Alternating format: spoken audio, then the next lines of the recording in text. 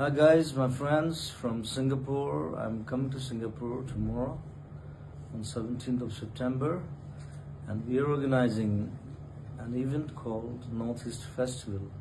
There, I'm Zubin Garg from Bollywood in Assam and Northeast, and I'll be coming to join you, and I invite you, all of you, to join us for this cultural event.